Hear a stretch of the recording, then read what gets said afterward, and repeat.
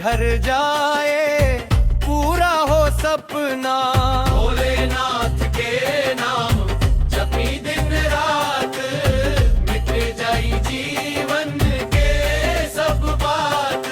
डगैया कबूर कंधा पे कन्वर, भोर से संजा तक देखे समर्पण। डमरू के नाद पिया में बसल, भोले के दरबार से भाग्य उज्जवल। हर हर बम